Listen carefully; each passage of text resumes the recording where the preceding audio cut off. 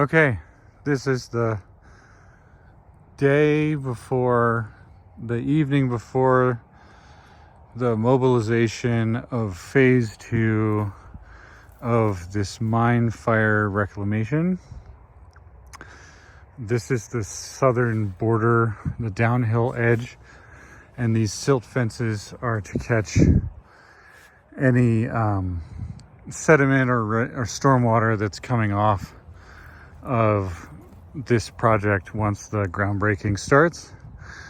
So the project is to mitigate an active mine fire here in my yard, and the mine fire location has been identified right over there, and I'll take you over there in a second. And it's going to be basically like a strips. I don't know if it's strip mining. I'm not really educated on the subject, but the plan is for strips of earth no more than 10 feet wide to come out down to the depth of the coal seam where it's burning, which is 30 feet nominally, although you can see the topography is complete hell, so 30 feet might be relative in different areas. But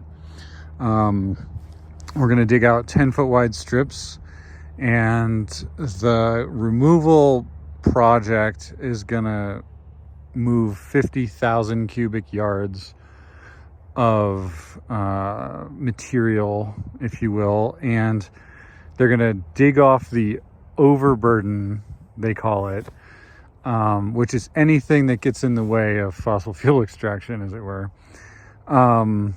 But they're going to dig off the overburden and then expose the coal area, and then pull the coal out of the ground and spread it out on the surface and cool it down. I was promised flaming buckets. If I get anything like that, I'll try and get a video of it. But they're going to spread out the coal and break it up into small pieces on the surface and cool it down. They're trying to get it below 100 degrees. And then once it's cooled down, they're going to mix it with the native material, which is going to be rocks and boulders and soil.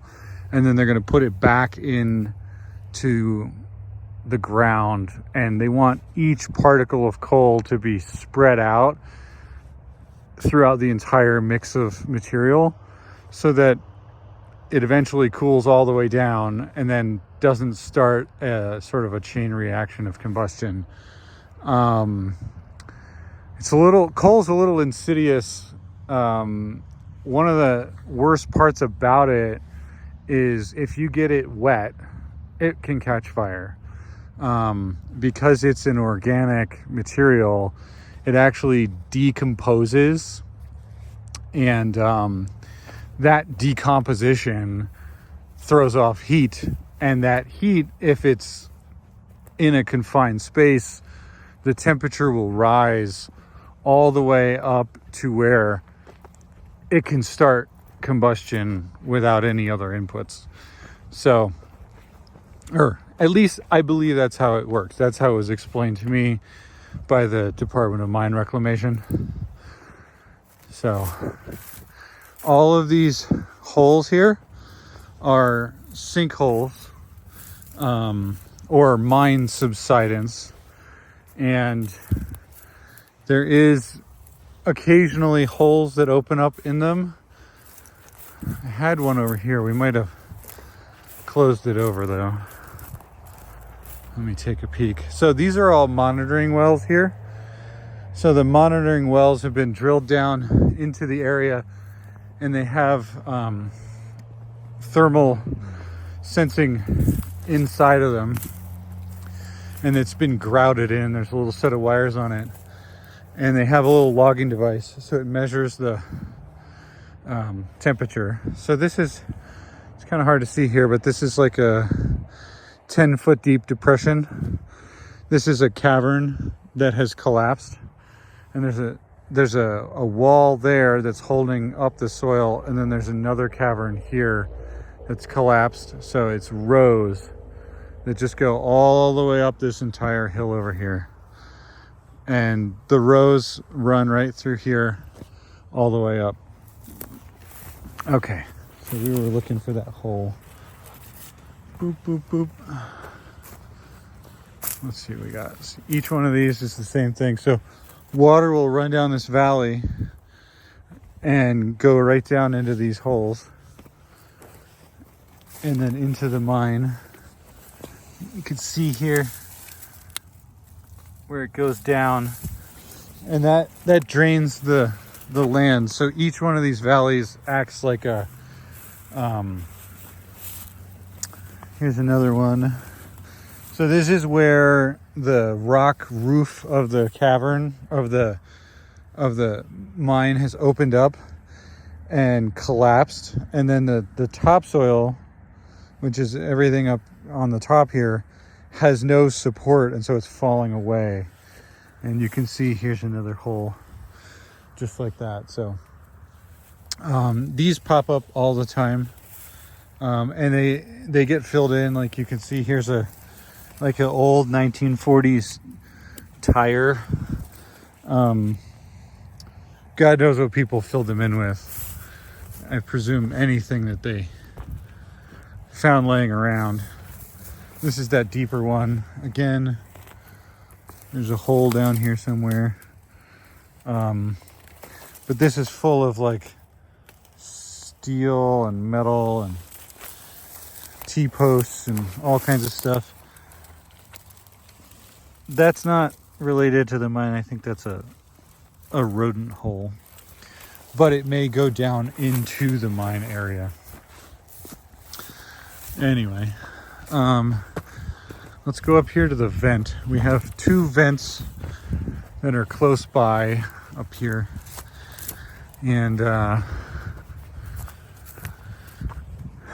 pretty cool. They're not actually steaming right now because the moisture in the temperature is warm and it's not condensing moisture in the air.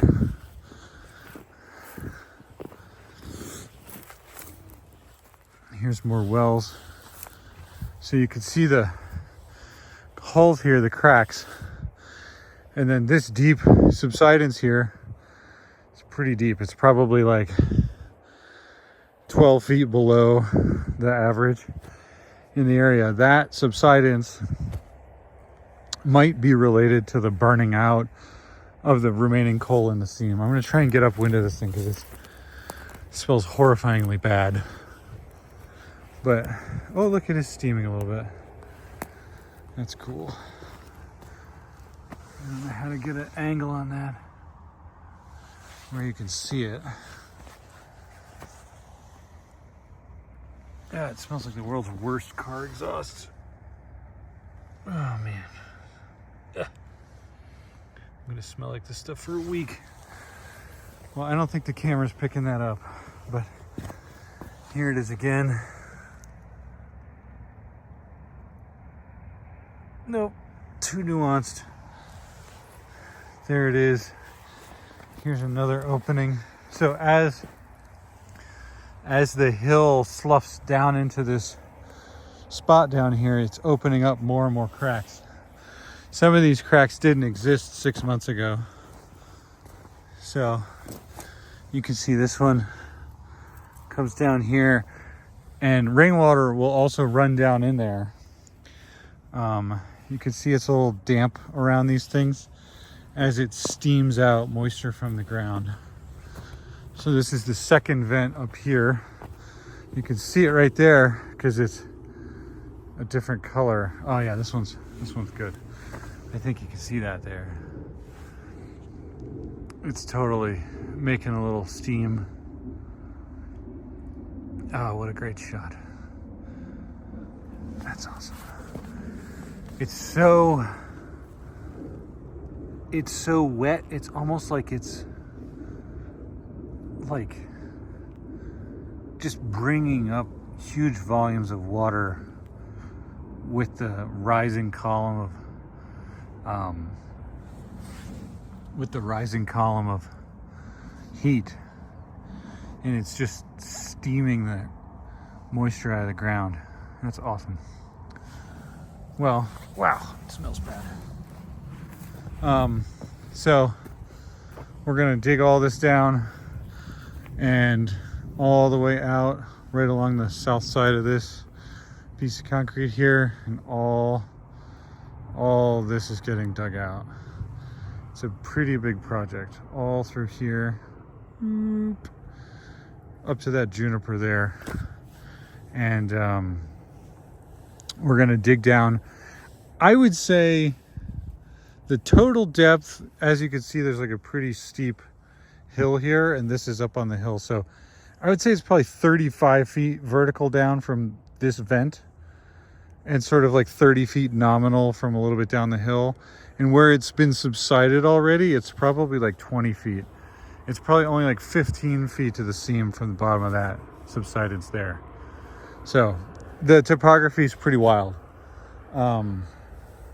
But this fire is increasing in intensity in this dry season of the year. So this is its sort of most active. The vent temperature is around 110 degrees right now. I didn't bring the laser up, but it oscillates from about 70 to 110 each year. And just this little bit of venting here that you see is enough to make like a whole neighborhood smell bad when the wind is blowing just the right way. So it'll be super great to get this cooled down and to stop combusting. So that doesn't mean that another mine fire won't start due to moisture infiltration into the system, but anytime we can put out an active one, that's a win. Really, I don't know how many people get to put out a mine fire. They're really insidious and difficult to deal with. So, yeah. So anyway, that's the mine fire. We're gonna have some big equipment here. I'm hoping for like some 40,000 pound excavators tomorrow, and after they get here, maybe I can make another video and kind of show you what we got. Anyway, that's step one, first video on the mine fire. Thanks. Bye.